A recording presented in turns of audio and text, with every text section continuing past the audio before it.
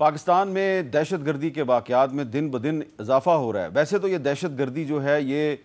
پچھلے 20-25 سال سے آپ دیکھ رہے ہیں، لیکن پچھلے کچھ دنوں میں اس میں ایک بہت اضافہ نظر آ رہا ہے۔ جیسا کہ آپ نے دیکھا کہ ایک طرف بلوچستان میں ایک نیول ایئر بیس پہ اٹیک ہوا، اور دوسری طرف خیبر پختونخوا کے علاقے بشام میں چائنیز باشندے جو ہیں وہ ایک خودکش حملے میں مارے گئے۔ تیسری طرف سندھ میں جو کچے کا علاقہ ہے کشمور،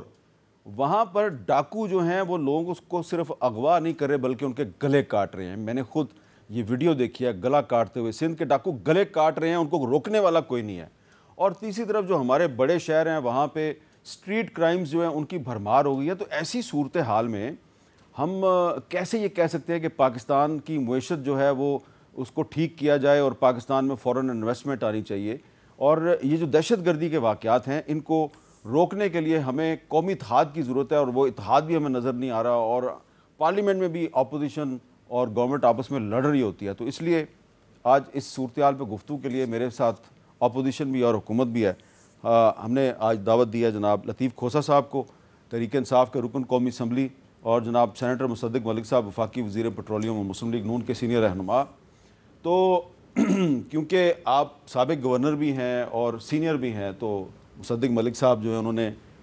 آپ کو ادھر بٹھا دیا ہے، تو لہذا میں آپ سے ایک سینئر کی حیثیت سے یہ پوچھ رہا ہوں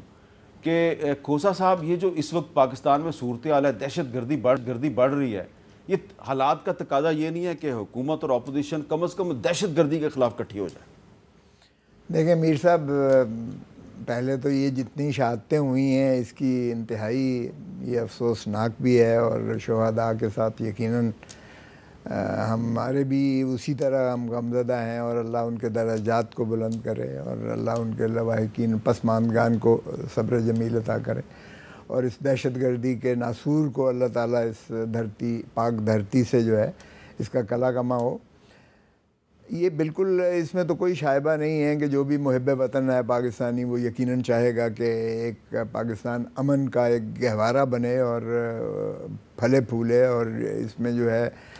ہم خوشیاں نصیب ہوں، اور دھرتی ماں جو ہے وہ جتنا خوشحالی کی طرف جائے، یہ بالکل اس میں تو کوئی دو آرا ہو نہیں سکتی ہیں۔ لیکن اس کے لیے آپ کو یقینی بات ہے کہ آپ کو سیاسی استحکام چاہیے۔ پولیٹیکل سٹیبلٹی کے بغیر آپ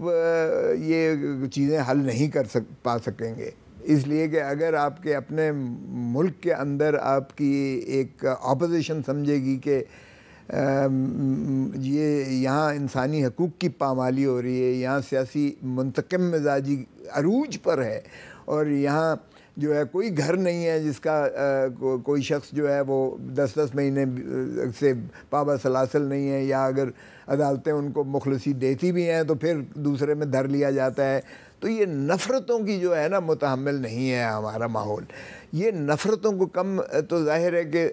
یہ اسٹیٹ کی حکومت کر سکتی ہے یا حکمران ہی کر سکتے ہیں، کیونکہ جبلت اور یہ جو طاقت ہے کا استعمال تو وہی کر رہے ہیں، اور اگر جبلت اور طاقت کا استعمال یہ اپنے مخالفین پر ہی کریں گے اور انتقام کی سیاست پر ہی روا رکھیں گے، اس کے باوجود کہ الیکشن ہو گیا ہے، تو پھر ظاہر ہے کہ یہ چیزیں جو ہے جنم لیتی رہیں گی، اور اس میں تو پھر نہ آپ نے ٹھیک کہا، نہ کوئی سرمایہ کار آئے گا، نہ یہ پاکستان ترقی کر پائے گا، اور نہ معاشی استحکام آئے گا۔ تو معاشی استحکام کیا جڑا ہوا ہے سیاسی استحکام کے ساتھ، اور سیاسی استحکام تبھی آ سکتا ہے جب مقتدر حلقے جو ہے وہ اس چیز کو یہ باور کریں کہ بھائی انتقام اور نفرت کی سیاست اور اس طرح سے آپ پابا سلاسل کر کے آپ جیلیں بھر کے آپ جو ہے وہ سیاست نہیں کر سکتے، نہ کوئی حکومت چل سکتی۔ بالکل ٹھیک ہے۔ اچھا مصدق ملک صاحب، آپ کو یاد ہے کہ 2021 میں بھی داسو کے علاقے میں چائنیز انجینئر جو ہیں ان کو ٹارگٹ کیا گیا، اور ابھی آج بشام کے علاقے میں ایک دفعہ پھر چائنیز باشندوں کو ٹارگٹ کیا گیا ہے۔ تو یہ پاکستان میں جو چینی باشندے ہیں ان کو ٹارگٹ کرنے کے پیچھے آپ کے خیال میں کون ہو سکتا ہے؟ دیکھیے، پہلے تو بشام میں جو لوگوں کو قتل کیا گیا ہے، دہشت گردی کا نشانہ بنایا گیا ہے، اس کی بھرپور مذمت کرتا ہوں میں، اور میرے خیال میں سبھی کر رہے ہیں، پورا ملک کر رہا ہے۔ وزیر اعظم صاحب تو غالباً گئے بھی ہیں اپنی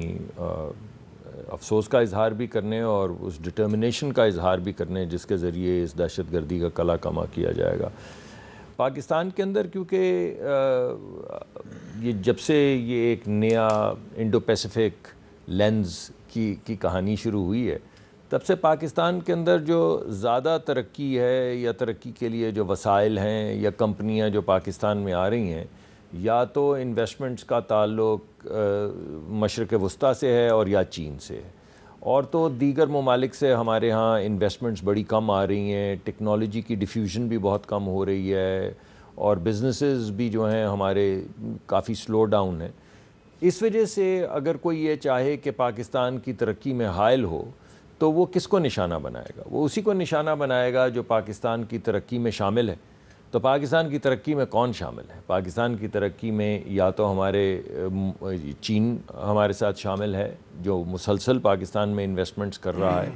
اور یا مشرق وسطیٰ کے ممالک جو ہیں وہ ہمارے ساتھ شریک ہیں۔ تو غالباً وہ لوگ جو ملک کے اندر اس وقت انسٹیبلٹی بھی چاہتے ہیں، مگر اس سے زیادہ یہ بھی چاہتے ہیں کہ پاکستان کی جو ترقی ہے وہ آگے نہ ہو سکے، وہ نشانہ بناتے ہیں ان لوگوں کو جس کے بعد ان کا خیال ہے کہ کسی نہ کسی وقت لوگ انویسٹمنٹ کرنا چھوڑ دیں گے اور پاکستانی کی ترقی میں شمولیت نہیں کریں گے اور پاکستان تنہا رہ جائے گا۔ تو یہ مجھے نظر آتا ہے کہ اس طرح کے معاملات ہیں۔ دوسرے دیکھیے، اگر خطے میں کسی جگہ کے اوپر ایک ڈسپنسیشن ہو جو بڑی شدید، جس میں شدت ہو، جس میں بڑے ایکسٹریم ویو پوائنٹس ہوں، اور ایکسٹریم ویو پوائنٹس جو ہیں وہ پروموٹ بھی ہو رہے ہوں اور نہ صرف خطے میں ہو رہے ہوں بلکہ بین الاقوامی سطح پہ ہو رہے ہوں، تو یہ بڑا مشکل ہے کہ آپ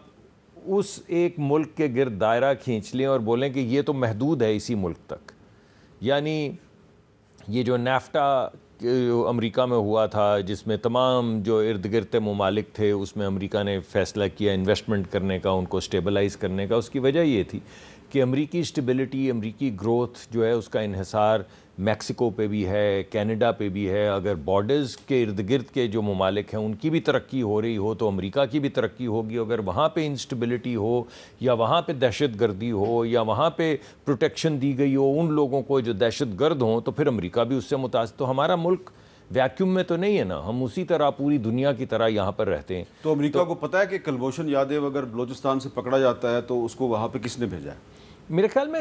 ساری دنیا کو معلوم ہے، یہ تمام باتیں تو سامنے آ رہی ہیں، جس کی وجہ سے میں نے یہ ایک انڈو پیسیفک جو لینز ہے نیا، پہلے ہمیں پاکستان کو صرف دہشت گردی کے لینز سے دیکھا جاتا، بس ایک ہی تھا، پاکستان اور دہشت گردی، اور درمیان کا لینز تھا کہ انویسٹمنٹ بھی ہونی ہے تو دہشت گردی کے لینز میں ہونی ہے، کوئی کسی نے نئی کوئی کاروبار بھی شروع ہونا ہے تو دہشت گردی کے حوالے۔ تو ہمیں بس ریڈیوس کر دیا کہ دہشت گرد افغانستان میں جنگ ہے، دہشت گردی ہے، 9/11 ہو چکا ہے، پاکستان بارڈر پہ ہے، پاکستان کا تمام راستے پاکستان کے دہشت گردی کو روکنے یا کبھی کبھی تو یہاں پہ لوگ سمجھتے ہیں بڑھانے کی طرف جاتے ہیں۔ تو یہ ایک لینز تھا، اب ایک نیا لینز کھل گیا ہے۔ اب پاکستان کو کوئی، یعنی ہماری بین الاقوامی سطح کے اوپر خواہش یہ ہے کہ پاکستان کو صرف پاکستان کی طرح دیکھا جائے، پاکستان کو کسی لینز سے دیکھنے کی ضرورت نہیں ہے۔ وہ جو دور شروع ہوا تھا ضیاء الحق صاحب کے دور میں، وہ جنگ کا اور ان تمام چیزوں کا، وہ دور اب پیچھے رہ گیا ہے۔ تو اب آپ پاکستان کو پاکستان کے نقطۂ نظر سے دیکھیں، اور ایک گلوبل فیبرک کے اندر ایک بڑا اہم رول ہم پلے کرنا چاہتے ہیں اپنی ایکسپورٹس کے حوالے سے، اپنی مین پاور کے حوالے سے، ہمارے بچے جو ٹیکنالوجی کے اندر تعلیم و تربیت حاصل کرنا چاہ رہے ہیں ان کے حوالے سے۔ تو ہمیں ریڈیوس نہ کیا جائے، ایسا نہیں کہ دیگر معاملے جو ہیں وہ پاکستان کے معاملات نہیں ہیں، مگر پاکستان کو صرف ایک ہی لینز سے دیکھا جائے اور وہ انڈو پیسیفک لینز ہو، تو یہ مناسب نہیں ہے۔ یہ ہمارا خیال ہے۔ آپ صاحب کیوں مسکرا رہے ہیں؟ میں اس لیے ہنس رہا ہوں کہ میں بہت زیادہ ان کی عزت بھی کرتا ہوں، اور میں ان کی باتوں پہ اس لیے ہنس رہا ہوں۔ باتیں تو ٹھیک کر رہے ہیں۔ نہیں، باتیں بہت ٹھیک کر رہے ہیں۔ ارے بابا، ہم خود کفیل ہیں ان معاملوں میں۔ ہم جو کہہ رہے ہیں کہ ہمیں دنیا اس لینس سے دیکھے، پہلے ہم اپنے آپ کو کس لینس سے دیکھ رہے ہیں یہ بھی ہمیں ذرا سوچنا چاہیے۔ کیا ہم اپنا خود چاہتے ہیں کہ ہمارے ملک کے اندر یہ چیزیں ساری جو اتنی روزی پکچرز ہم دے رہے ہیں کہ ہمارے ملک کے اندر یہ بھی ہونا چاہیے، یہ بھی ہونا چاہیے، کیا ہم اپنے لیے سوچ بھی رہے ہیں؟ کیا ہم اپنے عوام کے لیے یہ بات سوچ رہے ہیں کیا ہم اپنے 25 کروڑ عوام کو یہ چیزیں دینے کے لیے، دیکھیں جیو پولیٹیکل جہاں تک سچویشن ہے وہ تو سبھی کے سامنے ہے، لیکن کیا ہم ہندوستان کے ساتھ آج تجارت کرنے کے لیے ہم رخ کرنے جا رہے ہیں؟ جو ہمارے سابقہ فائنانس منسٹر نے فرمایا کہ ہندوستان کے ساتھ موجودہ وزیر خارجہ نے فرمایا، تو کیا ہماری یہ پالیسی جو ہے پیراڈائم شفٹ آ رہا ہے؟ اور اسی طرح اگر آپ دیکھیں تو کیا ہمارا جو ہے ہم ایران کے ساتھ تو گیس پائپ لائن تو یقیناً اچھا ایک پروجیکٹ تھا، ہم نے پہلے جب شروعات ہوا تھا اس وقت بھی میں منسٹر تھا، اور جب MOU سائن ہوئے تھے پریزیڈنسی میں، اور یہ کوریڈور جب بن رہا تھا، بہت اچھی بات ہے، لیکن وہاں ایک بڑی آرام سے اس وقت کا جو انفارمیشن ٹیکنالوجی ٹیلی کمیونیکیشن منسٹر تھا، جو وائس پریمیئر بھی تھا، اور میرا چونکہ پورٹ فولیو وہی تھا، تو اس نے کہا کہ پریزیڈنسی میں ہو رہا تھا، اس نے کہا mister president you are talking too loud, I think let's be very discreet because there will be many oppositions to it. اچھا، اب اپوزیشن تو ظاہر ہے، آپ جب براڈر انٹرنیشنل پرسپیکٹیو میں بات کرتے ہیں تو اپوزیشن تو آپ کے سامنے ہی آ گئی کہ ایک اور کوریڈور بننے جا رہا تھا، ایک بالکل سمتی ڈفرینٹ بننے جا رہی تھی، چائنا کو کنٹین کرنا تھا، تو ظاہر ہے کہ ایک اور پاور سپر پاور نے سوچا کہ ہم یہ انڈیا کے ساتھ مل کر اور اس طرح سے کریں۔ ایران پر آج بھی سینکشنز لگی ہوئی ہیں ہماری جو ہے ادھر سے، پھر ٹاپی کا جو مسئلہ تھا وہ بھی ہے، افغانستان بیچ میں ہمارے ماشاءاللہ ہماری کیا خارجہ پالیسی ہے، مجھے تو سمجھ نہیں آ رہی ہے کہ کیا خارجہ پالیسی ہے۔ اگر ہم نے اسی طرح سے اس ریجن میں کرنا ہے اور اپنے اندر بھی ٹرموائل رکھنا ہے، اپنے اندر بھی سب سے بڑا تو ٹرموائل ہمارا اپنے اندر کا ہے، ہماری کیا ہمیں آزادی مل رہی ہے؟ میں سانس نہیں لے سکتا اوپنلی، کیوں؟ جب PTI کو تو آپ کو پتہ ہی ہے کہ نہ تو الیکشن کیمپین کی اجازت تھی، نہ کوئی میٹنگ کی اجازت تھی، نہ جھنڈا لے کر کوئی جا سکتا تھا۔ لاہور سے میں لڑا ہوں، ہر گھر وہاں جو ہے اس کا اتنی لیڈ سے آپ الیکشن جیت گیا لاہور سے۔ وہ جیت میری جیت کم ہے، اور وہ خان کا جو ہے بولا ہے، لوگوں نے 8 فروری کو بولا ہے عمران خان کے حق میں جو فیصلہ دیا ہے، PTI کے حق میں جو فیصلہ دیا ہے، اس وقت وہ ہارٹ تھراب ہے into the minds and the hearts of the people of Pakistan۔ یہ کوئی تسلیم کرے یا نہ کرے، جتنی جلدی کر لیں ہم اتنا ہی بہتر ہوگا۔ اچھا، آپ بار بار انٹرنل سچویشن کی طرف آ رہے ہیں۔